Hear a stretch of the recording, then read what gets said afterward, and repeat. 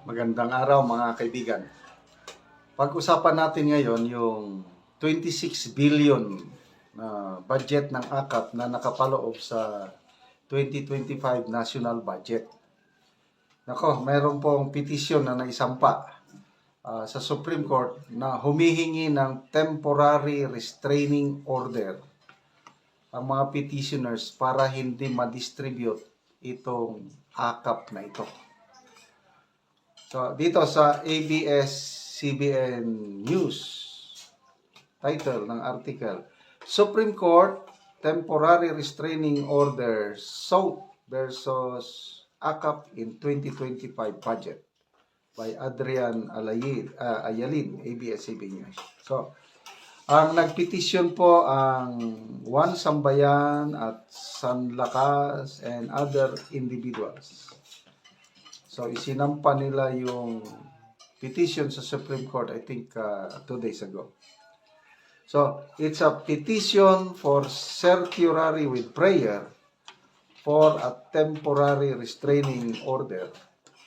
Juan Sambayan stressed that in the distribution of the 26 billion AKAP funds, there was no prohibition against the intervention of congressmen and senators, paving the way for their participation in the program of the executive branch of the government. So, parang parang pork barrel na ang labas eh. So, ang mga nagpetisyon po ay walang iba kundi sina former Supreme Court Senior Associate Justice Antonio Carpio, San Lakas Representative Marie Margaret Lopez, Advocates for National Interest, former Ombudsman Conchita Carpio Morales, Professor Cielo Magno, Dante Gatmaitan, and Maria Dominga Padilla. So, ang mga respondents sa petition na ito ay ang Senado, ang House of Representatives, ang Office of the Executive Secretary, Department of Budget and Management, Department of Finance, and Department of Public Works and Highways. Sa kabuuan, as a whole, the petitioner said that the 2025 GA has the budgets of a congressional pork barrel. Okay, ang mga petitioners, isinite nila yung Belhica versus Ochoa. Wherein, ito, decision na ito, Supreme Court decision Supreme Court defined pork barrel as a kind of lump sum discretionary funds wherein legislators are able to control the fund utilization. I think this was the time of Aquino administration, Pinoy Aquino administration. Talagang declared unconstitutional yung pork barrel. So ngayon, unti-unting nakabalik. Iba lang pangalan, AKAP na. Okay, ito yung nakalagay sa petition. Respondents try to play down such participation by claiming that the endorsement or referrals of individual beneficiaries may still be overruled by officers of the executive branch on the basis of certain parameters.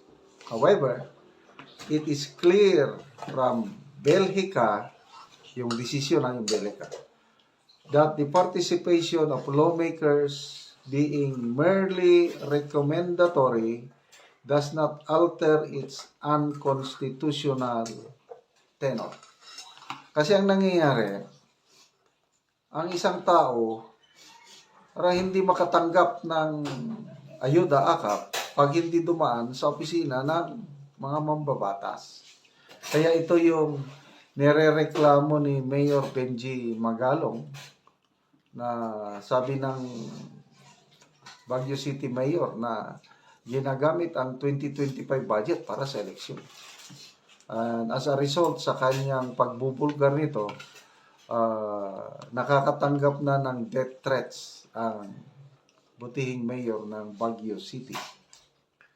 Okay, so the petitioners further noted that Senate Finance Committee Chairperson Senator Grace Poe and officials of Department of Social Welfare and Development freely admitted that congressmen and senators can participate in the implementation of AKAP by identifying, endorsing, and referring the specific individual beneficiaries. Yan na.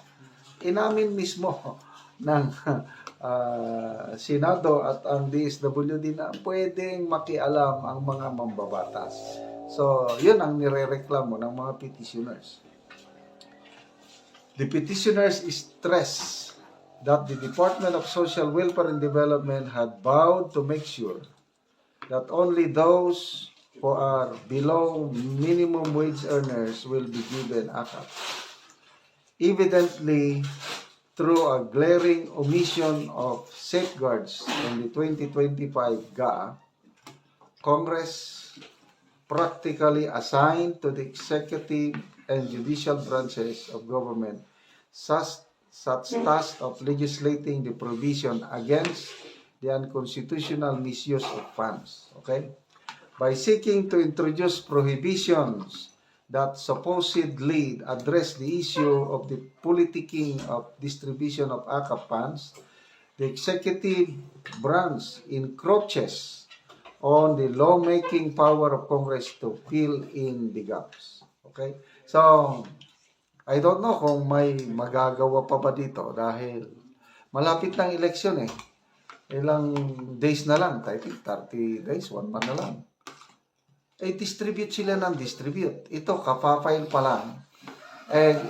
Magsasubmit pa ng comments ang mga respondents. Baka pag natapos ng eleksyon, wala pang resulta ang petition na ito. But anyway, salamat na lang sa effort ng One Sambayan, Sanlakas at iba pang individuals na nagsampa kasi talaga namang yung pera ng tambayan, taxes yan, parang ipinamimigay lang na parang bumubuhos ang pera, gagamitin lang para sa eleksyon. Okay, salamat mga kaibigan sa inyong pagtangkilik sa ating channel. Nakakatulong po kayo ng malaki sa tribong Talandig ng Bukidnon dahil ang sweldo natin sa channel na ito is pantulong sa tribo. Namimigay tayo ng yero at pako para ma-repair ang sira-sirang bahay ng Talandig. Panoorin nyo ang video na ito. Huwag mo na ni si tatay, ang natagaan o gero. Tay, tagaan na gid ka gero.